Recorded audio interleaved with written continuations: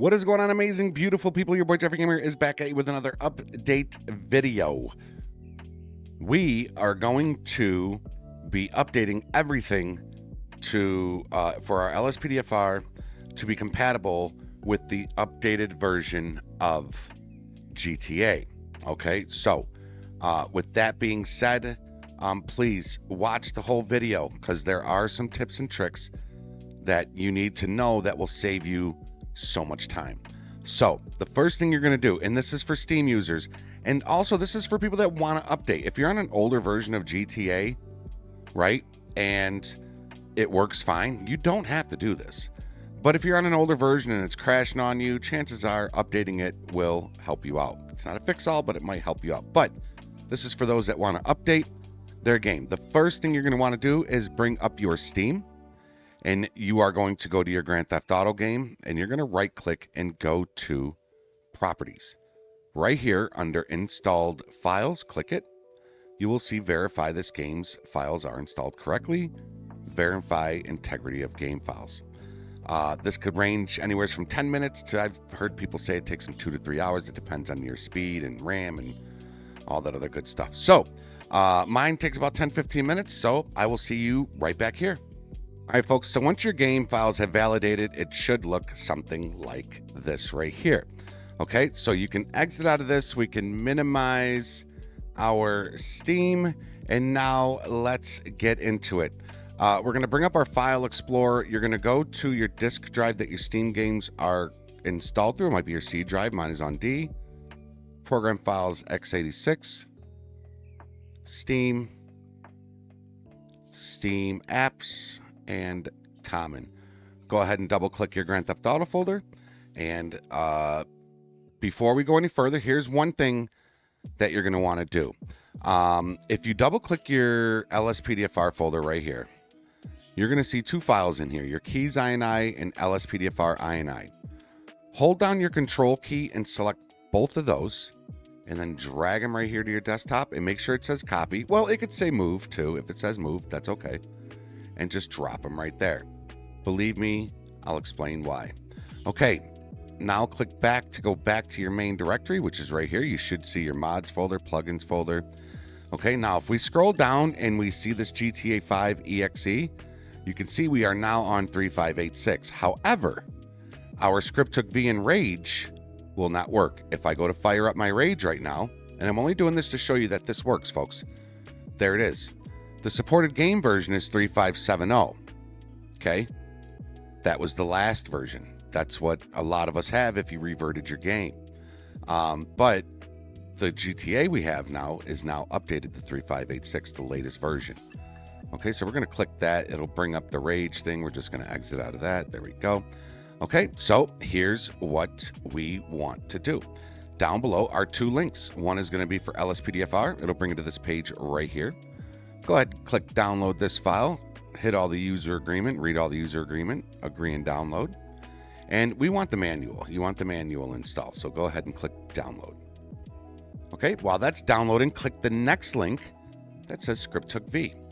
You might get a little ad pop up. Just hit close right there. And it'll bring you to this page. Scroll down. As you can see, it is now compatible with the 3586. So click download. And that'll download pretty quick. There it is right there. And there's LSPDFR. We are good to go, folks. So, first things first, let's install our LSPDFR. Now, the reason why we pulled these out is because these are our keybinds. LSPDFR didn't do their own update. They didn't add nothing. They didn't take away nothing, meaning these INIs don't need to be replaced. Our own INIs don't need to be replaced. If you do not pull these files out to your desktop and you go and drop in all this LSPDFR stuff into here, it's going to overwrite your custom keys, your keybinds, your controller keybinds, your LSPDFR options, whether you got a flashlight or your backup or the pursuit stuff, all that stuff is going to get changed. You don't want to overwrite that, folks, all right? So make sure you go into this LSPDFR folder and pull out your LSPDFR and keys INI. Put them on your desktop. All right. Now in the LSPDFR WinRAR, let's select everything, and you can hold your control key. You can deselect licenses and you can deselect the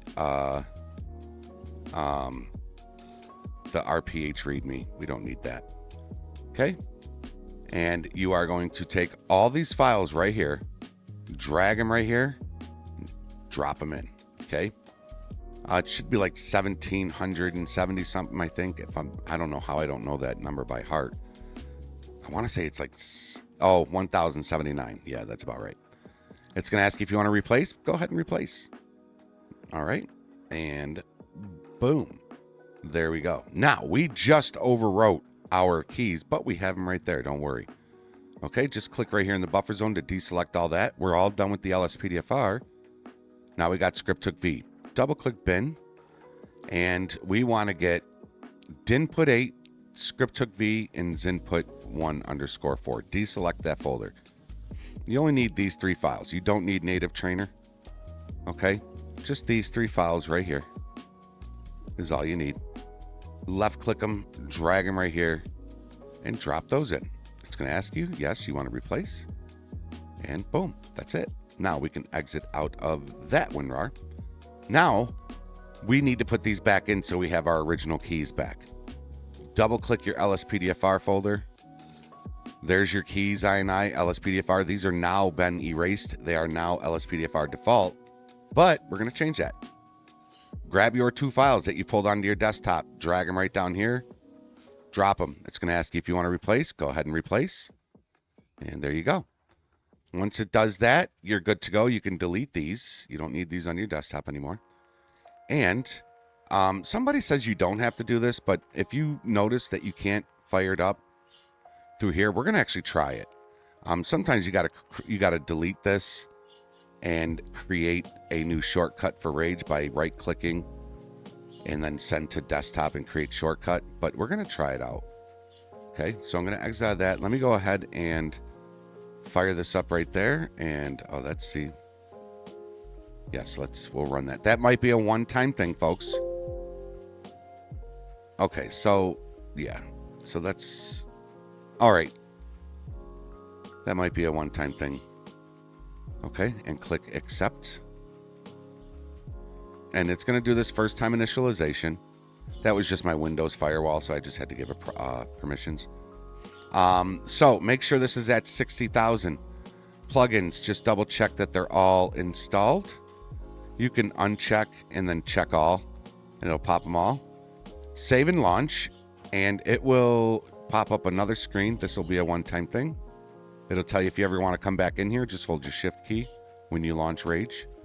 Click OK, and let's fire it up. Now, I will say this, folks. Click continue. I have to do this now. I have to click continue. I'm sure a lot of you have to as well.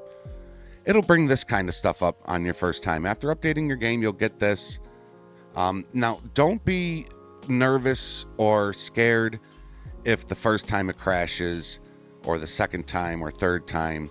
It's totally normal when you update your game and you add new mods. It just does that. So don't stress it.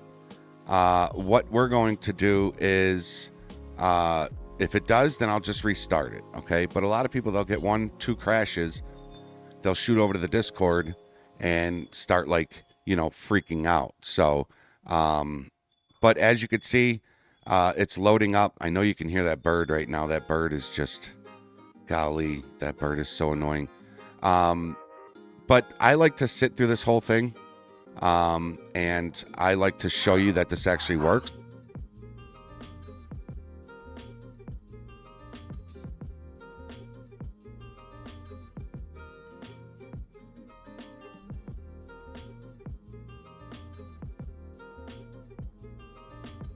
Sorry about that.